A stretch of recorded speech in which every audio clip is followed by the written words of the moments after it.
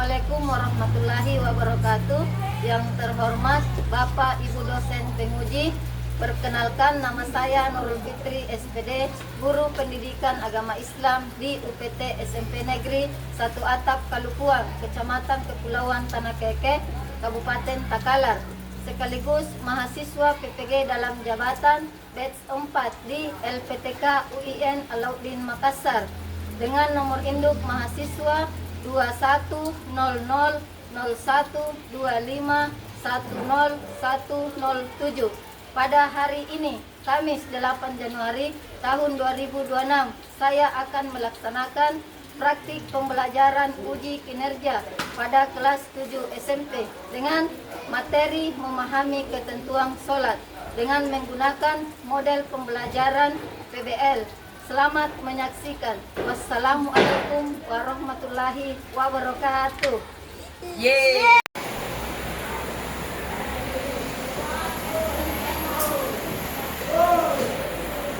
Assalamualaikum warahmatullahi wabarakatuh.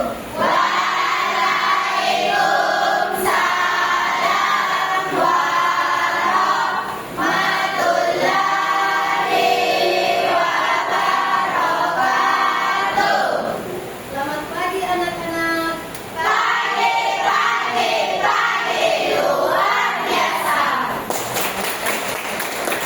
Bagaimana kabarnya hari ini?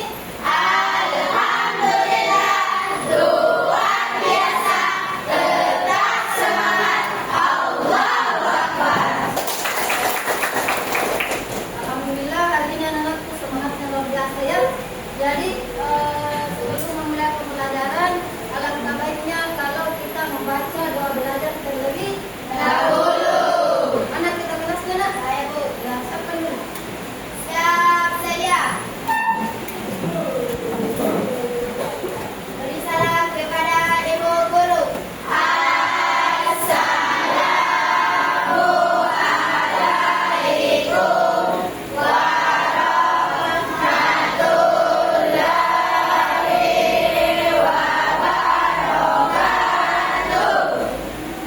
Warahmatullahi wabarakatuh. Duduk. Baca doa belajar.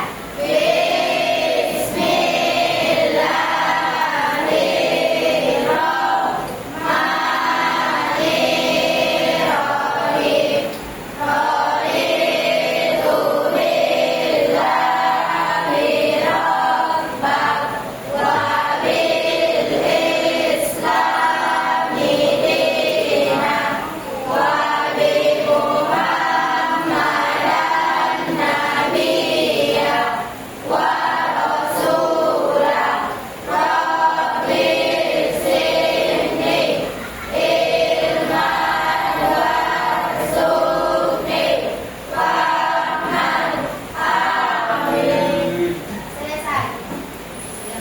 Jadi anak-anak sekalian semua sudah membaca doa untuk belajar.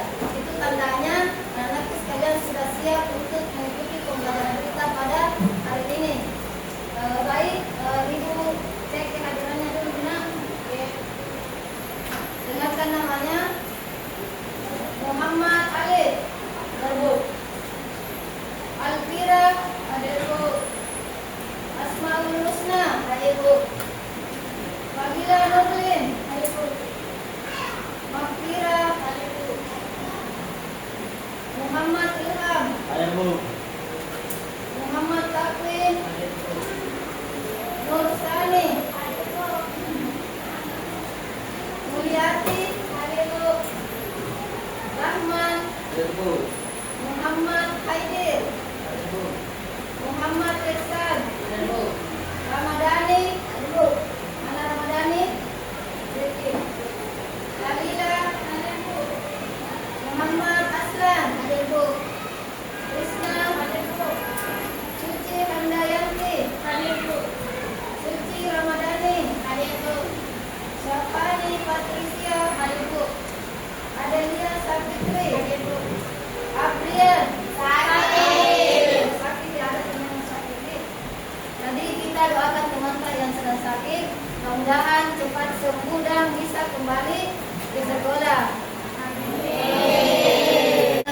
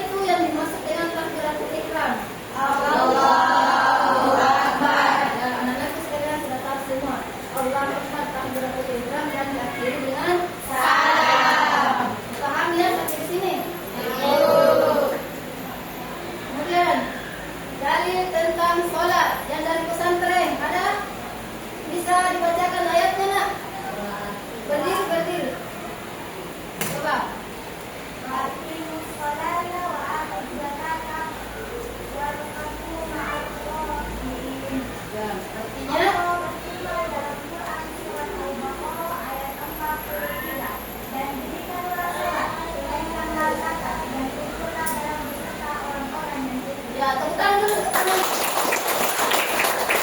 Ya, betul yang dikatakan pengantar tadi. Jadi Allah betul-betul menegaskan dalam Al-Quran, dirikanlah sholat dan tunaikanlah zakat dan rukunlah beserta dengan orang-orangnya rukun. Jelas-jelas sholat adalah wajib kita laksanakan, perintah dari Allah.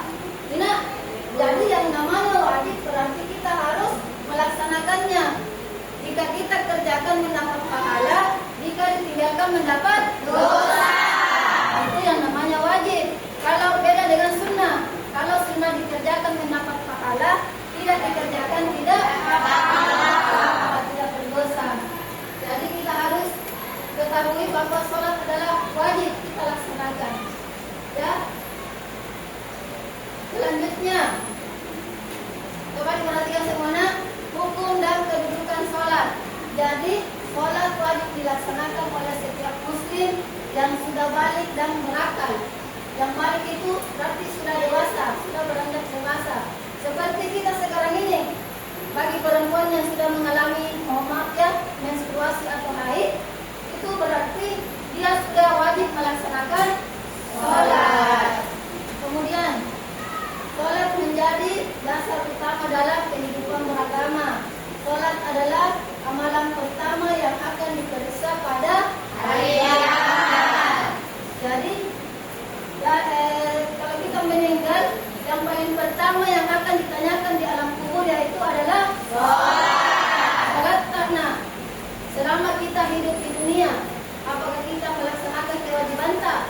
Bukan mobil mewah tak, bukan mata yang bertingkat, bukan uang banyak kali, tetapi sholat tak. Perhatikan ya. Kemudian, di sini syarat sah sholat. Jadi syarat sah sholat adalah hal-hal yang harus dipenuhi agar sholat kita diterima oleh Allah Subhanahu Wa Taala. Jadi ada 5 syaratnya. Yang pertama, suci dari hadas dan najis. Ada yang tahu yang mana yang dimaksud dengan hadas? Yang kayak orang baru melahirkan. Ya, orang yang sudah melahirkan. Jadi sebelum kita melaksanakan sholat, maka kita diwajibkan untuk mandi wajib terlebih dahulu. Sebelum kita melaksanakan sholat harus dulu mandi wajib.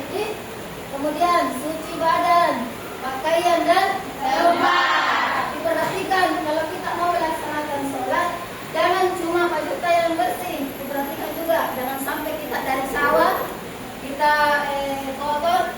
Alangkah bagusnya kalau kita mandi terlebih dahulu sebelum kita sholat. Kemudian tempatnya juga diperhatikan apakah sudah bersih.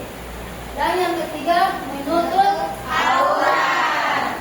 Menutup aurat. Jadi bagi perempuan, yang mana auratnya perempuan? Seluruh badan kecuali muka dan tangan. Jadi itu yang perlu diketahui. Kemudian laki-laki, yang mana auratnya bagi laki-laki? Pusar dan lutut.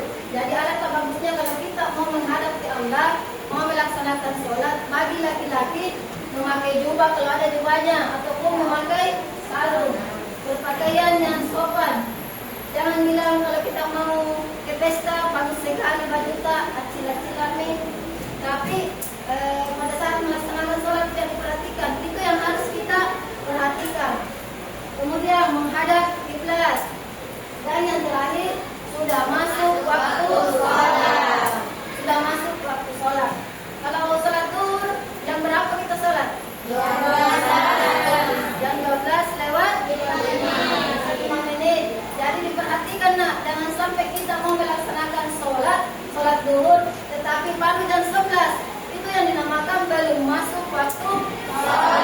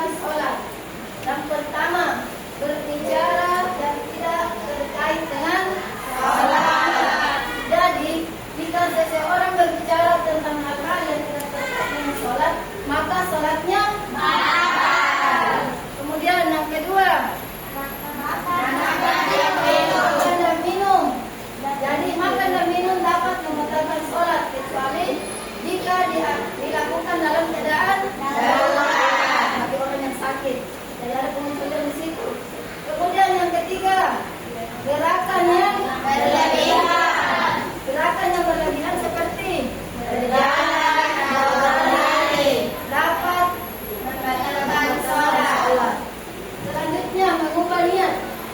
Jadi jangan diubah niatnya kalau kita sudah mau sholat zuhur, berarti niatnya sholat zuhur. Jangan lagi diubah sholat asar ya. Kemudian terdapat najis, itu yang perlu juga kita perhatikan. Yang keenam, tidak menghadap kiblat. Selanjutnya bersentuhan dengan lawan jenis. Jadi kalau sudah kita ambil wudu kemudian ada perempuan dan laki-laki saling bersentuhan, maka wudhunya batal. Ambil ulang air wudu karena tidak sah salatnya, karena kita sudah bersentuhan dengan lawan jenisnya. Dan yang terakhir adalah tertawa. Tertawa dengan suara yang keras dapat membatalkan sholat. Dipahami ya sampai sini? Ya. Oke. Nah, ini hikmahnya. Hikmah ketika kita melaksanakan sholat. Yang pertama, membentuk kepribadian yang suci. Yang kedua, membersihkan jiwa dan dosa.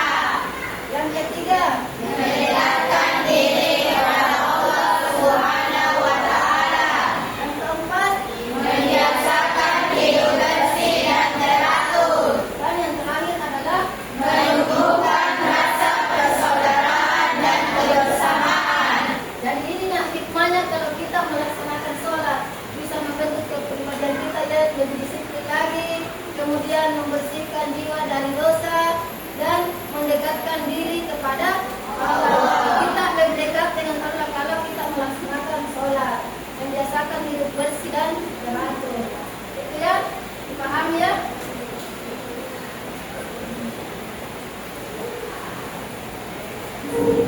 Baik, anak-anakku,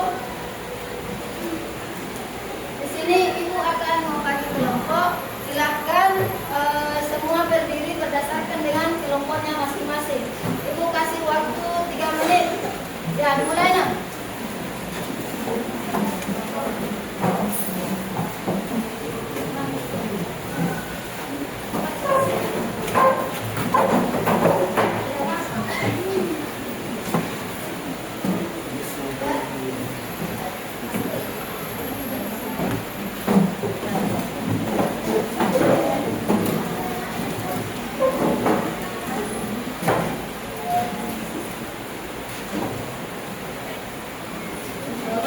Jadi anak-anakku masing-masing sudah duduk sesuai dengan kelompoknya ya.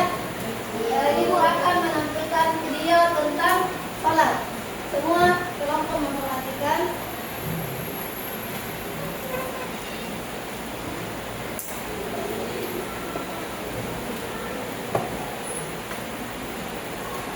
Keutamaan sholat 5 waktu. Sholat 5 waktu punya keutamaan yang begitu besar. Berikut adalah dalil-dalil yang sahih yang menjelaskan keutamaan sholat 5 waktu. Pertama, sholat adalah sebaik-baik amalan setelah 2 kalimat syahadat. Dari Abdullah bin Mas'ud radhiyallahu ta'ala dia berkata, aku pernah bertanya kepada Rasulullah SAW, amalan apakah yang paling afdal? Jawab beliau, sholat pada waktunya. Lalu aku bertanya lagi, terus apa? Berbakti kepada orang tua. Jawab Nabi SAW. Lalu apa lagi? Aku bertanya kembali, jihad di jalan Allah. Jawab beliau. Yang kedua, salat 5 waktu mencuci dosa. Dari Abu Hurairah radhiyallahu ta'ala dia berkata bahwa Rasulullah SAW bersabda yang artinya, tahukah kalian seandainya ada sebuah sungai di dekat pintu salah seorang di antara kalian, lalu ia mandi dari air sungai itu setiap hari 5 kali, apakah akan tersisa kotorannya walau sedikit? Maka sahabat menjawab, tidak akan tersisa sedikit pun kotorannya. Beliau berkata, maka begitulah perumpamaan salat 5 waktu, dengannya Allah menghapuskan dosa. Ketiga, salat 5 waktu menghapuskan dosa. Dari Abu Hurairah radhiyallahu ta'ala anhu, Rasulullah SAW bersabda yang artinya, di antara salat 5 waktu, di antara Jumat yang satu dengan Jumat lainnya, di antara Ramadan yang satu dengan Ramadan lainnya, itu akan menghapuskan dosa di antara keduanya selama seseorang menjauhi dosa-dosa besar. Keempat, sholat adalah cahaya di dunia dan di akhirat. Nabi SAW bersabda, yang artinya, berilah kabar gembira bagi orang yang berjalan ke masjid dalam keadaan gelap, bahwasanya kelak ia akan mendapatkan cahaya sempurna pada hari kiamat. Kelima, Allah akan meninggikan derajat dan menghapuskan dosa. Rasulullah SAW bersabda yang artinya, hendaklah engkau memperbanyak sujud kepada Allah, karena engkau tidaklah sujud pada Allah dengan sekali sujud, melainkan Allah akan meninggikan derajatmu dan akan menghapuskan satu kesalahan darimu. Karena sebab mudah masuk surga dan dekat dengan Rasulullah SAW. Dari Rabi'ah bin Ka'ab radhiyallahu ta'ala anhu, ia berkata, aku pernah bermalam bersama Rasulullah SAW. Aku mendatangi beliau dengan membawakan air wudhu dan memenuhi hajat beliau. Lantas beliau bersabda, mintalah. Aku berkata, aku meminta kepadamu supaya dapat dekat denganmu di surga kelak. Beliau berkata, atau ada selain itu? Aku menjawab, itu saja yang aku minta. Beliau bersabda, tolonglah aku dengan engkau memperbanyak sujud. Yang dimaksud dengan memperbanyak sujud di sini adalah memperbanyak sujud dalam salat. Ketujuh, berjalan menuju salat akan dicatat sebagai kebaikan, meninggikan derajat dan menghapuskan dosa. Nabi SAW bersabda yang artinya, barang siapa bersuci di rumahnya, lalu ia berjalan menuju salah satu rumah Allah untuk menunaikan salah satu kewajiban yang Allah tetapkan, maka salah satu langkah kakinya akan menghapuskan kesalahan dan langkah kaki yang lain meninggikan derajat. Kedelapan, dijanjikan sebagai tamu di surga. Nabi SAW bersabda yang artinya, barang siapa berpagi-pagi atau ketika sore hari menuju masjid, maka Allah akan menjadikan untuknya sebuah tempat untuk tamu di surga ketika dia pergi di pagi atau sore hari. 9. Menghapuskan dosa antara sholat yang satu dan sholat berikutnya. Rasulullah SAW bersabda yang artinya, tidaklah seorang muslim memperbagus wudunya lantas ia mengerjakan sholat, melainkan Allah mengampuni baginya dosa di antara sholat tersebut dan sholat berikutnya. 10. Menghapuskan dosa yang telah lalu. Rasulullah SAW bersabda yang artinya, tidaklah seorang muslim menghadiri sholat wajib lalu ia memperbagus wudu dan mengerjakan sholatnya dengan khusyuk, juga ia memperbagus ruku'nya, melainkan itu sebagai penghapus dosa sebelumnya selama seorang tidak melakukan dosa besar, dan ini berlaku sepanjang waktu. Maisah betul.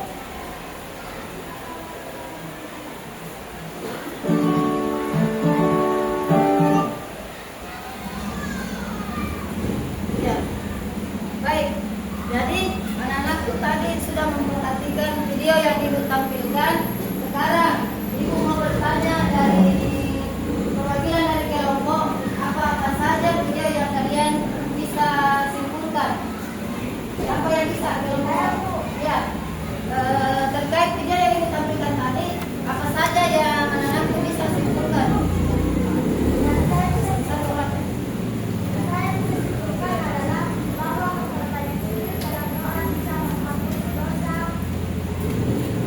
Mana? Tanya. Bisa? Apa lagi? Ya, di situ. Nah, duduk, silakan duduk.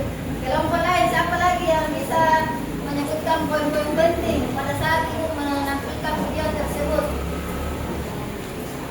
Kelompok 3 bisa? Silakan berdiri. Nak. Ya, Dalam video tadi, kita bisa menyimpulkan bahwa sholat 5 waktu bisa menghapuskan dosa, dan ketika kita berjalan untuk menuju sholat, kita akan mendapatkan pahala dan menghapus kesalahan. ya. Tepuk tangan dulu untuk teman.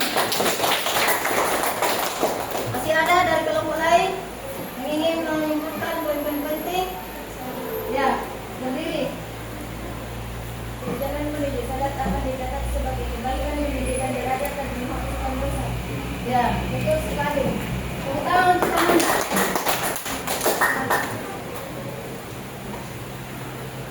Baik. Jadi ibu akan membagikan KBD dari setiap kelompok.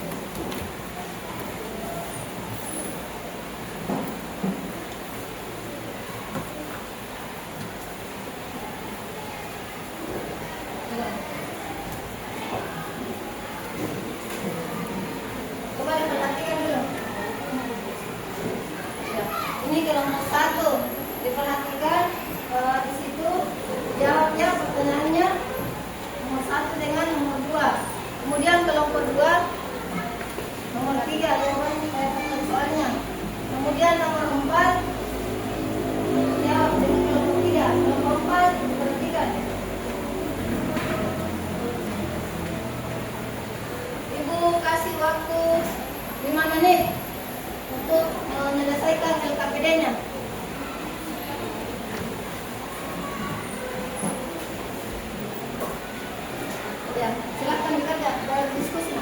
Ayo kita berdiskusi.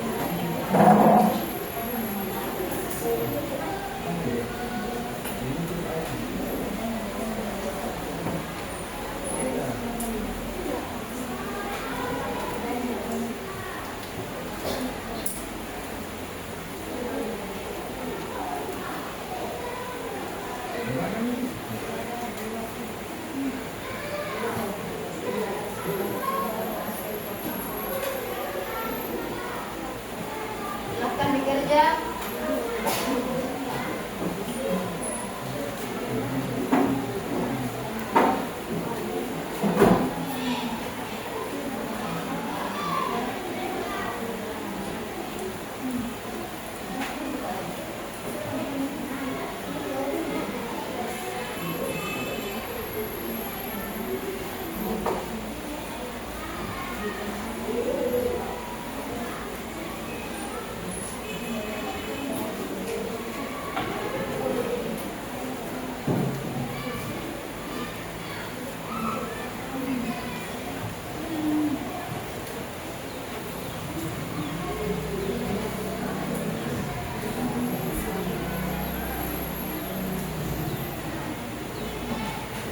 Silakan berdiskusi.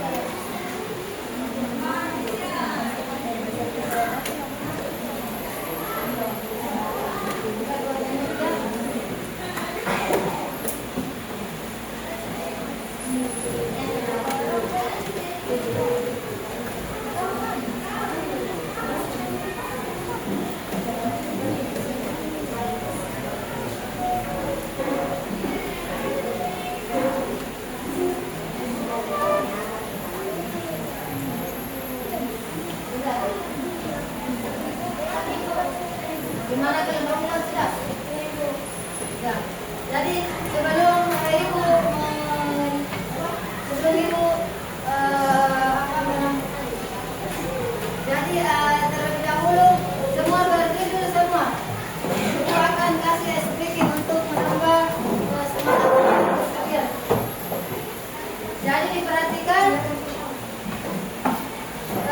ekspresinya seperti ini. Ketika ibu mengatakan pagi, anak-anakku tepuk satu kali.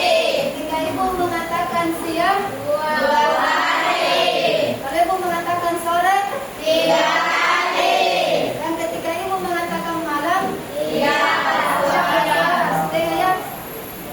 Coba konsentrasi. Konsentrasi mulai. Pagi, siang, sore, malam, siang, malam. Belum konsentrasi. Ulangi lagi satu kali. Konsentrasi. Konsentrasi dimulai.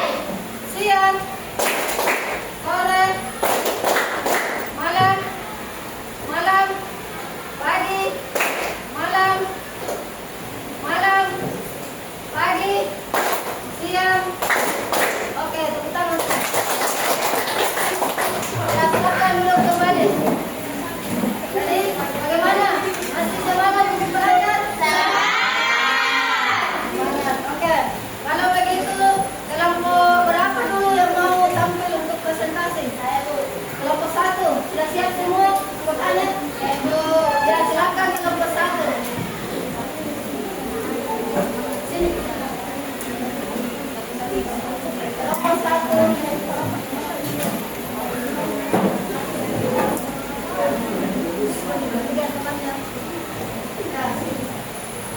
Ya, kelompok 1, siapa yang jadi moderator?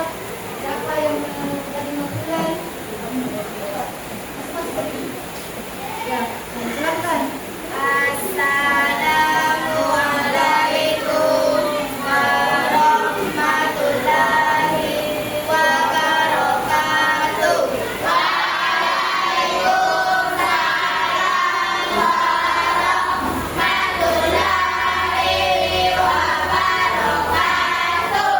Perkenalkan, kami dari kelompok 1. Berdirinya kami di sini untuk berpresentasi, bukan untuk berekspektasi. Karena ekspektasi yang terlalu tinggi itu akan membuat sakit hati. Soal pertama akan dibacakan oleh Alkira. Jelaskan pengertian salat menurut bahasa dan istilah.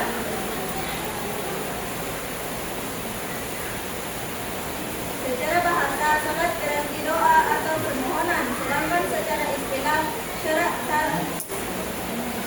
salat adalah ibadah berupa ucapan dan perbuatan tertentu.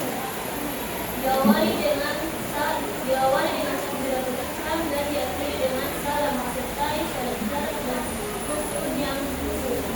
Soal kedua akan dibacakan oleh Haidir dan Ilham. Sebutkan dan jelaskan syarat kualifikasi adalah tidak harus kawin itu Islam baik puasa dan terapan tentunya tidak diulangi. Tujuan sholat seperti orang gila atau anak kecil dan juga ditambah penting itu dari air, minyak, tadi, kondisi, serta mendapat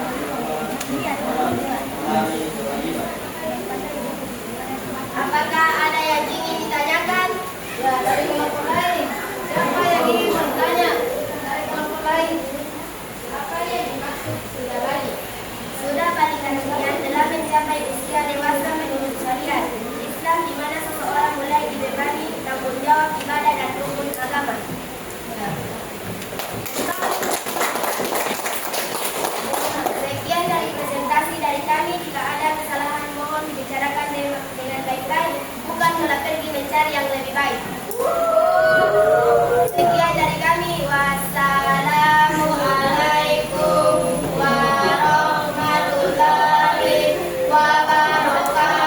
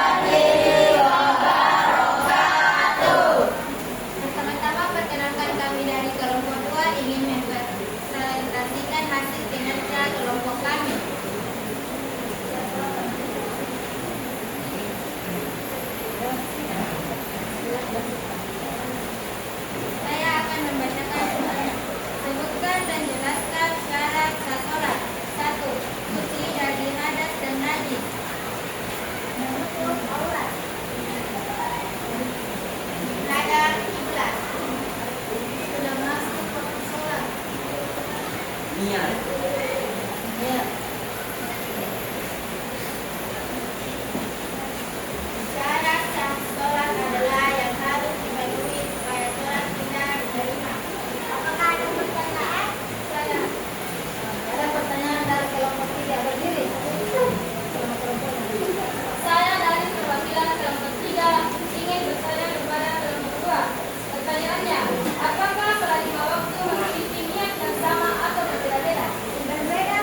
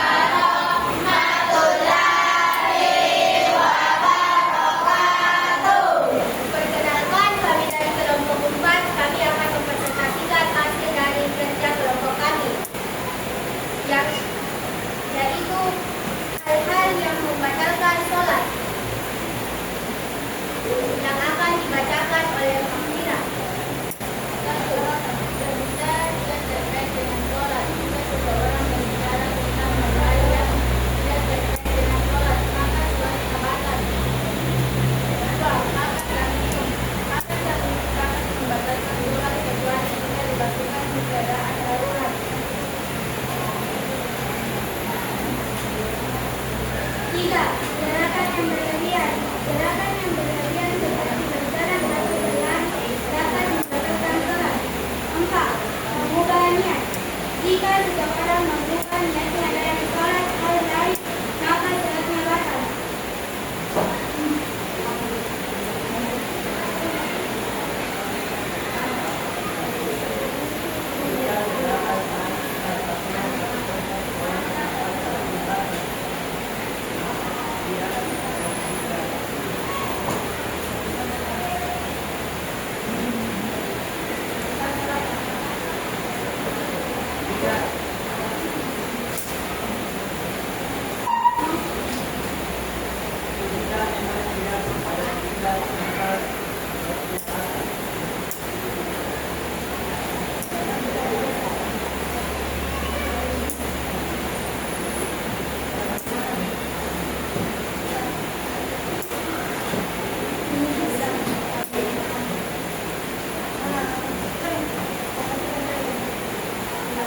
Mungkin dari presentasi kami ada yang ingin bertanya?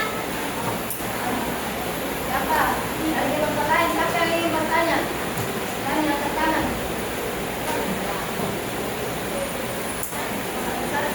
Saya dari perwakilan kelompok 3 ingin bertanya, apakah makan daging bisa menyebabkan Ya, betul. Itu akan membuat sholat kita batal karena tidak dianjurkan makan dalam sholat. Gimana? Mungkin itu saja presentasi dari kami karena berdiri terlalu lama itu tidak bagus seperti hubunganmu dengan dia yang tanpa status. Kami akhiri dengan ucapan wabillahi taufiq wal hidayah. Wassalamu alaikum warahmatullahi wabarakatuh.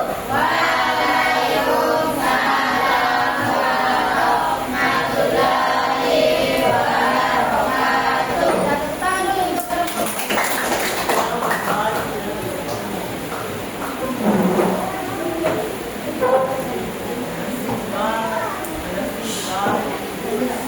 Ya, jadi anak-anak tadi sudah masing-masing kelompok sudah mempresentasikan berdasarkan apa yang ada di KPD-nya.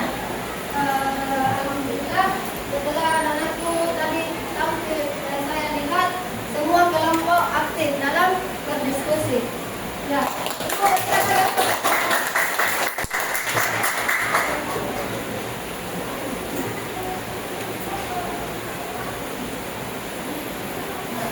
Sampai di sini dari materi kita tentang sholat, apakah anak-anak semua sudah paham? Nah,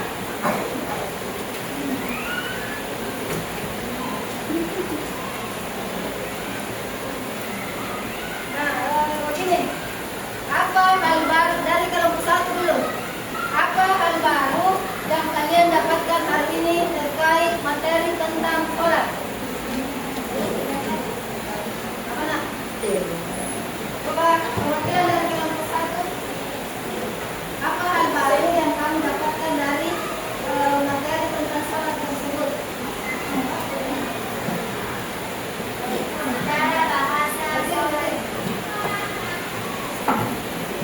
Secara bahasa sholat, doa atau permohonan, sedangkan secara istilah sholat adalah ibadah berupa ucapan dan perbuatan tertentu. Oke. Kemudian kelompok dua. Apa hal baru yang kalian dapatkan dari materi tentang sholat? Kalian tahu?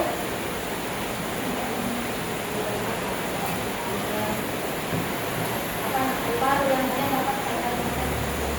Kami jadi tahu bahwa dekat dengan Allah. Lagi, kanan dulu. Ya. Coba perwakilan dari kelompoknya. Apa betul? Hal baru yang kita dapatkan saat ini adalah kita bisa tahu semua keutamaan sholat, tentang sholat, dan semua keutamaan yang kita dapatkan dalam sholat.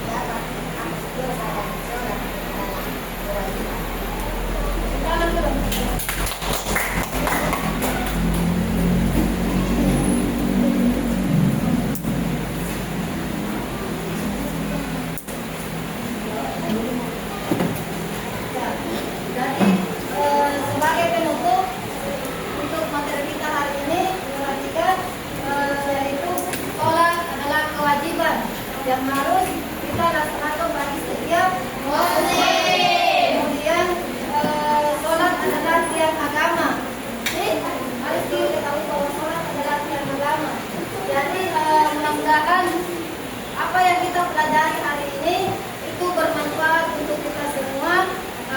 Yang dulunya sering masuk bolong-bolong suratnya, sekarang itu tidak mau tahu, tidak ada lagi yang boleh